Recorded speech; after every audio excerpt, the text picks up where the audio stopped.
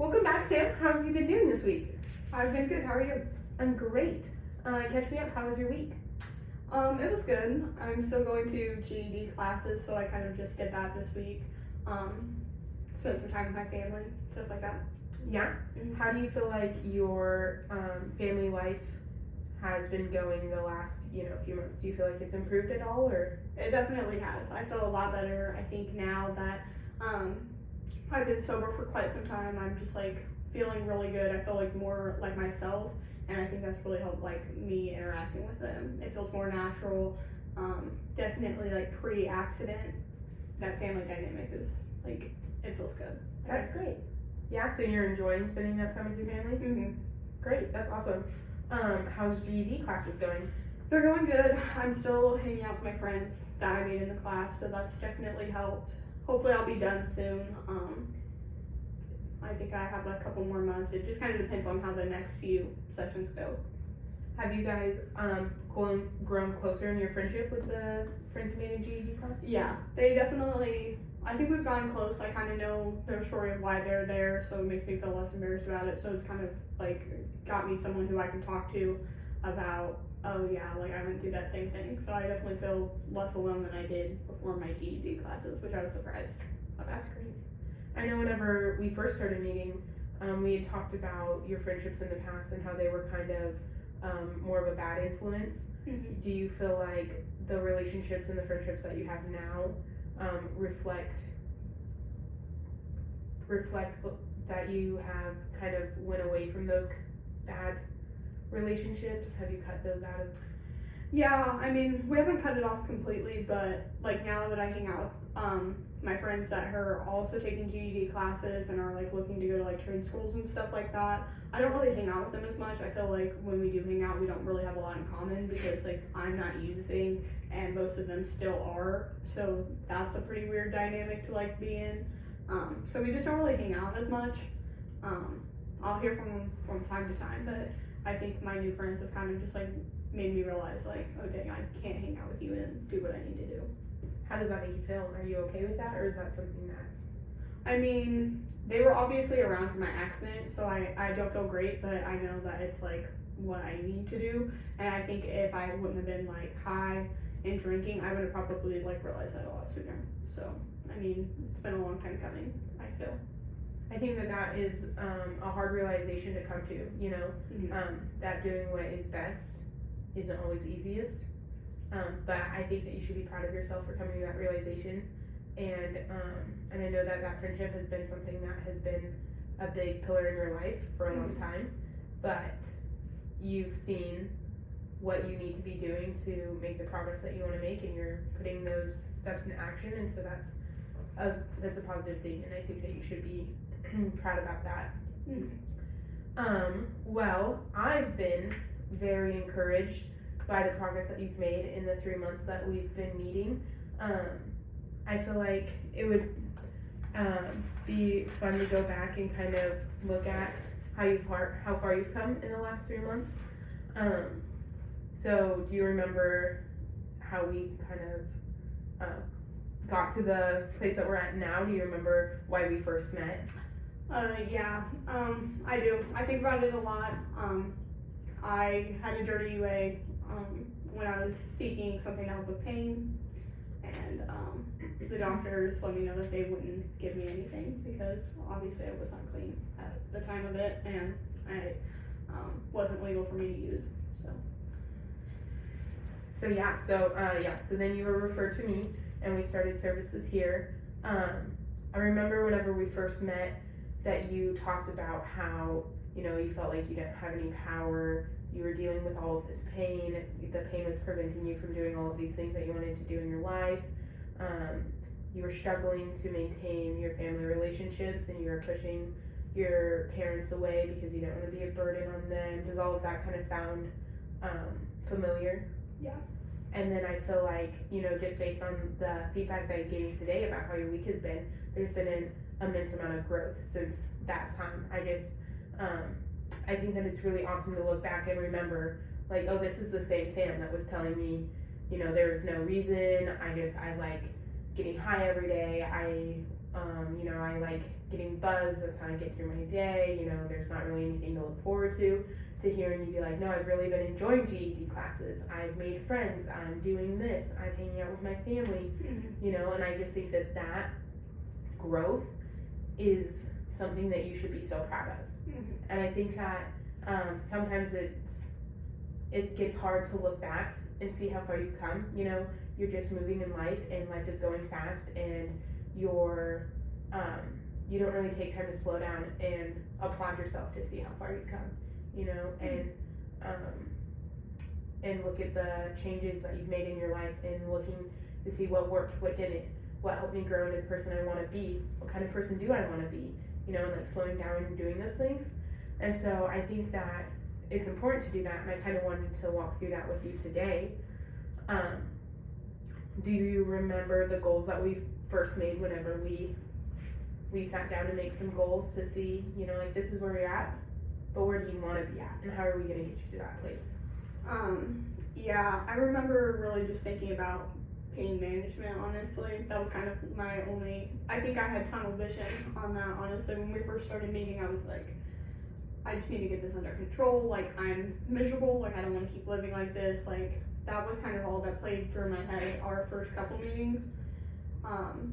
But I also know that, like I had mentioned, like going back to school and just stop feeling so secluded all the time. I feel like I really have to, like, I knew I had to branch out. I was just too into myself, and I didn't have anyone I felt that I could count on, so I felt like I was like, oh, I'm gonna go through all this pain by myself.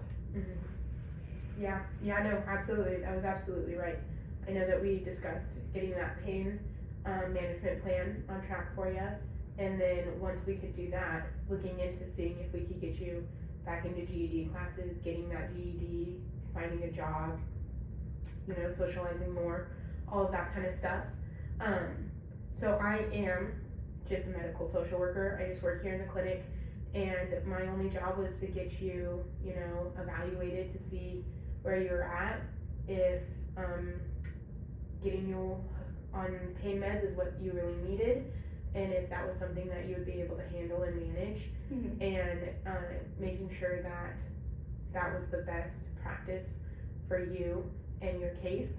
After meeting with you, I definitely agreed that your pain was probably the biggest barrier in your life, stopping you from really going out there and living the life that you need to be living. You know, I mean, like you're a young adult and you deserve to live a life that isn't miserable with pain. We set those goals, and I feel like you've exceeded them. I mean, looking back, to establish that pain management plan, you've been logging your daily pain log every day, and I've looked back through those, and you haven't missed any times, and you've been really expressive. And you know, today my pain was like a 9, and this is what I did to cope with that. And I just think that that is something that shows me so much growth. Like, I feel confident and comfortable that you are able to manage the pain medication. I mean, you've been doing your bi-weekly UAs, all of those have come back clean. That's not easy. Like, getting off of substance abuse, especially whenever you have friends that are tempting you with it, you know, and that can provide that with you, being like, no, that's not in my best interest, that's huge, especially whenever you have so many people trying to influence you that way. Standing firm in that. And then you've been going to all of your doctor's appointments. Your doctor told me that he's seen immense growth with you. How do you feel about your pain? How's your pain been since, you know, from the beginning to now? I do feel that my pain's a lot better, especially when I finally was able to, like, get a prescription that I can take, and actually helps. I will say that it was a great relief, and even now, feeling better during the day, it just is more of a reminder of, like, how grateful I am, because I really did feel that bad.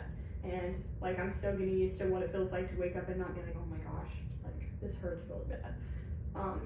So it's been nice to see, it's been nice to feel, and I definitely think it's helped me focus on the mental aspect of it more, because it's not something physical blocking and taking over everything else. I'm like, no, physically I feel good.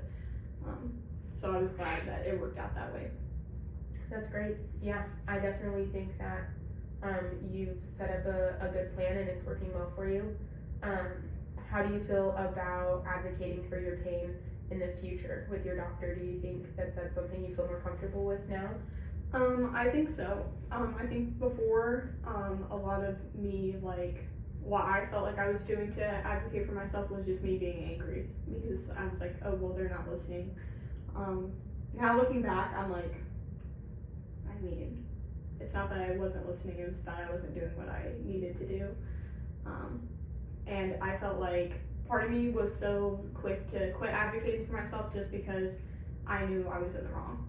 Like, I knew I should have been doing it, so I was like, oh, I want to tread lightly because I know that I should be doing this and I'm doing it. So I wasn't telling anybody about it.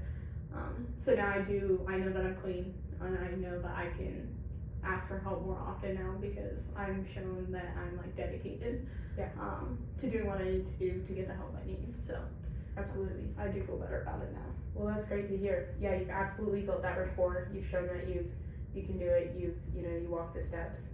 And so, I mean, after looking back at all of this, after looking back at our case plan that we came up with together, looking back at our goals and everything, I feel like we've got your pain management plan under control. I feel like you've learned how to advocate for yourself, meeting with your doctors, letting him know how your pain is, expressing what your needs are.